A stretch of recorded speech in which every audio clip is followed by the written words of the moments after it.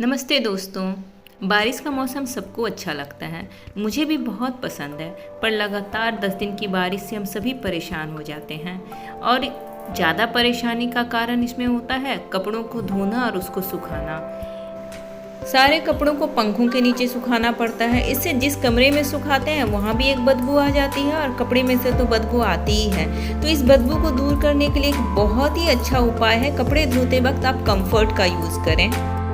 बहुत ज़्यादा नहीं, सिर्फ एक ढक्कन कंफर्ट से ही कपड़ों से आने वाली बदबू भी दूर हो जाती है और जहाँ आप सुखाते हैं उस रूम में भी बदबू नहीं रहती है। बाहर आना जाना तो बारिश के चलते बिल्कुल बंद है, तो आज लगा चलो क्यों ना अलमीरा की सफाई कर ली जाए। और इतनी बारिश में कपड़ों में भी जो सिलन आ जाएगी या बदबू आएगी उससे भी अपने कपड़े को सेफ रखा जाए। तो सबसे पहले मैंने पुराने सारे न्यूज़पेपर को बदल लिया और नेपथलीन बॉल का यूज़ कर रही हूँ। बिल्कुल मैंने सफ़ेद कलर का ही बॉल लिया है ताकि इससे कपड़े में किसी भी तरह की दाग न पड़ जाए। अब आ गई मेरे सारी महंगे सिल्क साड़ी को समेटने की बारी। ये मेरी बनारसी साड़ी है। देखिए आपको दिखाते दिखाते मैं इसको पहन भी ली।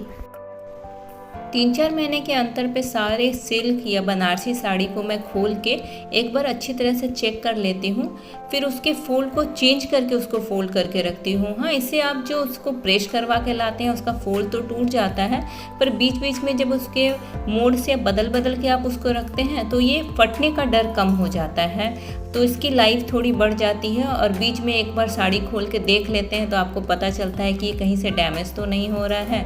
तो इस तरह से मैं अपने सिल्क और जितनी भी बनारसी साड़ी है उसकी देखभाल करती हूँ। साड़ी के ब्लाउज और पेटीकोट सबको मैं इकट्ठे करके एक साथ रखती हूँ ताकि पहनते वक्त मुझे खोजना ना पड़े कि इसकी पेटीकोट कहाँ है और इसकी ब्लाउज किधर है। सबको मैंने इकट्ठा करके इसे एक ट्रांसपेरेंट बैग में करके रखा है और इसके पेटीकोट में मैंने एक नेपथलीन बॉल को भी डाल के रख दिया है।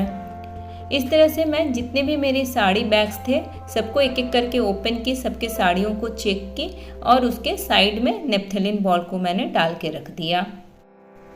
जब पहनने की बारी आती है तो साड़ी दिखती ही नहीं, लगता है कितनी कमी है। और जब इनको समेटने की, इसके सहेजने की बारी आई तो घंटों लग गए।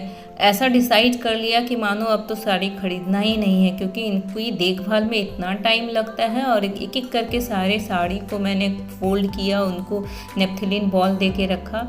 एक चीज़ बहुत अच्छा हुई कि समेटते वक्त कुछ ऐसे डिस्कार्ड चीज़ भी मिले जिनको खाली कर देने से मेरे अलमीरा में कुछ स्पेस भी बने। और कुछ ऐसे पुराने रखे हुए रहते हैं जिन्हें लालच के मारे रखे रहते हैं कि शायद पहनूंगी, लेकिन उनको पहनने की बारी नहीं आती है, तो आज उन सबको डिस्कार्ड कर दिया।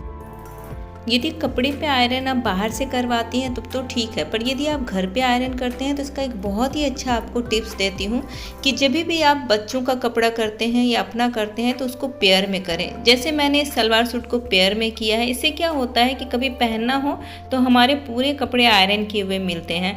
नहीं तो किसी का कुर्ता आयरन किया रहता है तो किसी का पैजामा आयरन किया हुआ मिलता है। पर इस तरह से आप पेयर कर करके आयरन करेंगे तो आपका क्या होगा, एक सेट पूरा तैयार रहेगा।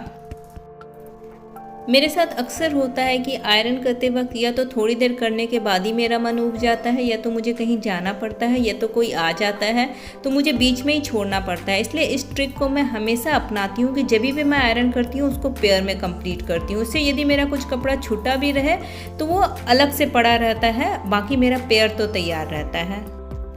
हर कपड़े को आयरन करना पॉसिबल भी नहीं होता है, या फिर हमें कभी कभी टाइम भी नहीं मिलती है।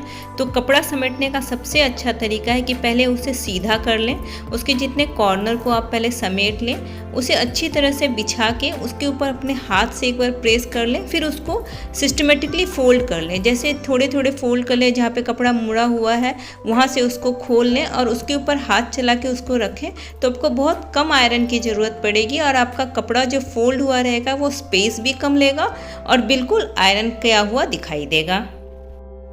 कपड़े की लाइफ को बढ़ाने के लिए उसके स्टिचिंग पे भी ध्यान देना पड़ता है। यदि कहीं से भी उसकी सिलाई थोड़ी सी भी उधड़ी हुई या डैमेज हो गई हो तो यदि आप घर पे सिलती हैं तो उसकी मरम्मत कर लें या फिर बाहर से करवा लें। इससे आपके कपड़े की लाइफ भी बढ़ जाएगी।